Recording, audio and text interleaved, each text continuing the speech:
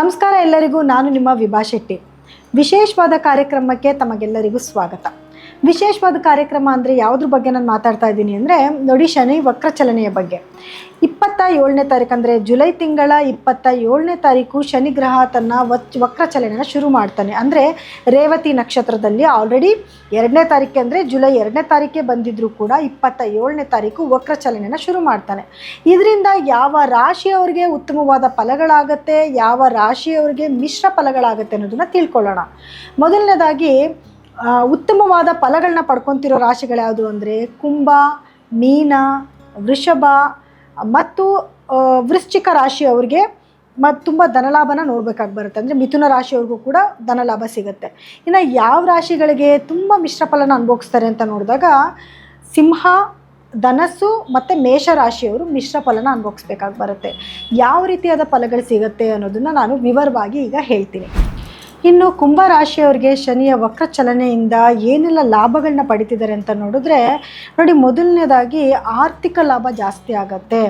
ಇಷ್ಟು ದಿವಸಗಳ ಕಾಲದಲ್ಲಿ ಇವ್ರಿಗೇನಾದರೂ ಹಣದ ಪರಿಸ್ಥಿತಿನಲ್ಲಿ ತೊಂದರೆಗಳಾಗಿದ್ದರೆ, ಅಥವಾ ಏನೋ ಒಂದು ಖರ್ಚು ಜಾಸ್ತಿ ಆಗೋದು, ಏನೋ ಒಂದು ಸಮಸ್ಯೆಗಳನ್ನ ಎದುರಿಸ್ತಾ ಇದ್ದರೆ, ಹಣ ಎಲ್ಲೋ ಬರ್ತಾ ಇದೆ, ಹಣ ಇನ್ನೇನೋ ಸಮಸ್ಯೆಗಳಾಗ್ತಾ ಇದೆ, ಹಣ ಕೈಗೆ ಬಂದರೂ ನಿಲ್ತಿಲ್ಲ, ಈ ರೀತಿ ಏನೇ ಸಮಸ್ಯೆಗಳಾಗ್ತಿದ್ರು ಇನ್ಮೇಲೆ ಒಂದು ಹಣದ ಒಂದು ನಿಯಂತ್ರಣನ ಕರೆಕ್ಟಾಗಿ ಮಾಡ್ಕೊಂಡು ಹೋಗ್ಬೇಕಾಗಿ ಬರುತ್ತೆ. ಜೊತೆಗೆ ಹಣ ಇವ್ರಿಗೆ ಕೈಗೆ ಸೇರೋದು ಕೂಡ ಆಗುತ್ತೆ. ಅಂದರೆ ಒಳ್ಳೊಳ್ಳೆ ಮೂಲಗಳಿಂದ ಅವರಿಗೆ ಹಣ ಕೈಗೆ ಸೇರೋದು ಕೂಡ ಆಗುತ್ತೆ. ಜೊತೆಗೆ ಇವ್ರಿಗೆ ಏನಂತಂದರೆ ತುಂಬ ದಿವಸಗಳಿಂದ ಹಣ ಬಂದೇ ಇಲ್ಲಪ್ಪ, ಇವ್ರ ಹತ್ರ ಹಣ ವಸೂಲಿ ಮಾಡೋಕ್ಕಾಗುತ್ತೋ ಇಲ್ವೋ ಅಂತ ಯೋಚನೆ ಮಾಡಿ ಬಿಟ್ಬಿಟ್ಟಿರ್ತಿರಲ್ಲ, ಆ ಹಣಗಳು ಮತ್ತೆ ವಸೂಲಿ ಆಗೋ ಅಂಥದ್ದು. ನೀವು ಸುಮ್ಮನೆ ಇದ್ದರೂ ಕೂಡ ಅವರೇ ಹುಡ್ಕೊಂಡು ಬಂದು ನಿಮ್ಮ ಋಣ ನಾನು ಕ್ಲಿಯರ್ ಮಾಡ್ತೀನಿ ಅನ್ನೋದು, ಅಥವಾ ನೀವು ಒಂದು ಸತಿ ಕೇಳಿದ ತಕ್ಷಣ ಇಲ್ಲ ನಿಮ್ಮ ಹಣ ನಾನು ಕೊಡಬೇಕು, ಕೊಟ್ಬಿಡ್ತೀನಿ ಅಂತ ಯಾವುದೋ ರೀತಿಯಲ್ಲಿ ಪ್ರಯತ್ನ ಪಟ್ಟು ನಿಮಗೆ ಹಣ ವಾಪಸ್ ಕೊಡೋ ಅಂಥದ್ದು.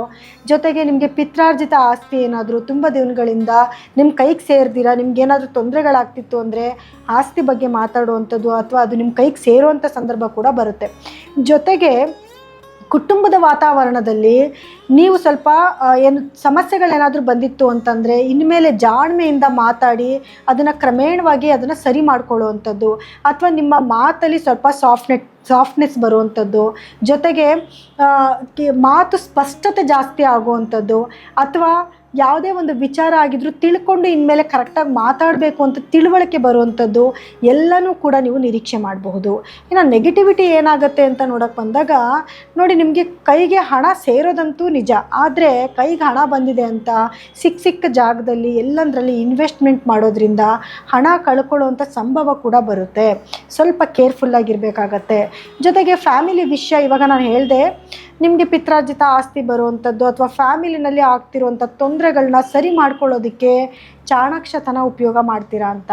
ಆದರೆ ಅಲ್ಲೇನಾದರೂ ನೀವು ಎಡವಟ್ಟು ಮಾಡಿಕೊಂಡು ಜಗಳ ಮಾಡ್ಕೊಳ್ಳೋದು, ನಿಷ್ಠುರವಾಗಿ ಮಾತಾಡೋದು, ಬಾಯಿಗೆ ಬಂದಂಗೆ ಮಾತಾಡೋದು, ಈ ರೀತಿ ಮಾತಾಡೋಕ್ಕೆ ಹೋದಾಗ ನಿಮ್ಮ ಕೆಲಸಗಳು ಹಾಳಾಗುತ್ತೆ, ಅಥವಾ ನೀವು ಅಂದ್ಕೊಂಡಿರೋಂಥ ಕೆಲಸಗಳು ಆಗದೇ ಇರೋವಂಥದ್ದು, ಮತ್ತಷ್ಟು ದ್ವೇಷನ ಕಟ್ಕೊಳ್ಳುವಂಥದ್ದು, ಇದನ್ನು ಕೂಡ ನೀವು ಎದುರಿಸ್ಬೇಕಾಗಿ ಬರುತ್ತೆ. ಜೊತೆಗೆ ಆರೋಗ್ಯ ಸಮಸ್ಯೆ ಅಂದರೆ ಮೊದಲೇ ಏನಾದರೂ ನಿಮಗೆ ಕಾಯಿಲೆಗಳಿತ್ತು ಅಂತಂದರೆ ಅದು ಉಲ್ಬಣ ಆಗೋ ಸಾಧ್ಯತೆಗಳಿರುತ್ತೆ. ಅಥವಾ ಹೊಸ್ದಾಗಿ ಶುಗರು, BP ಅಥವಾ ಟೆನ್ಷನ್ ಜಾಸ್ತಿ ಆಗಿರೋದ್ರಿಂದ ಮಾನಸಿಕ ನೆಮ್ಮದಿಗಳು ಹಾಳಾಗುವಂಥ ಸಾಧ್ಯತೆಗಳು ಕೂಡ ಇರುತ್ತೆ. ಇದಿಷ್ಟು ಕಡೆ ನೀವು ಖಂಡಿತವಾಗ್ಲೂ ಗಮನ ಕೊಡಬೇಕಾಗಿ ಬರುತ್ತೆ.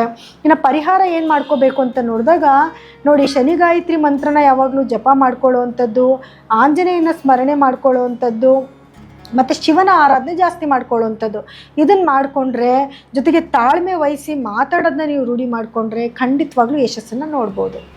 ಇನ್ನು ಇದಾಗಿತ್ತು ಇವತ್ತಿನ ವಿಶೇಷವಾದ ಕಾರ್ಯಕ್ರಮ. ಶನಿ ವಕ್ರ ಚಲನೆಯಿಂದ ಯಾವ್ಯಾವ ರಾಶಿಗೆ ಒಳ್ಳೆಯದು, ಯಾವ್ಯಾವ ರಾಶಿಗೆ ಕೆಲವೊಂದು ನೆಗೆಟಿವ್ ಪಾಯಿಂಟ್ಸ್ ಇದೆ ಅನ್ನೋದನ್ನೆಲ್ಲ ನೀವು ತಿಳ್ಕೊಂಡಿದ್ದೀರಾ.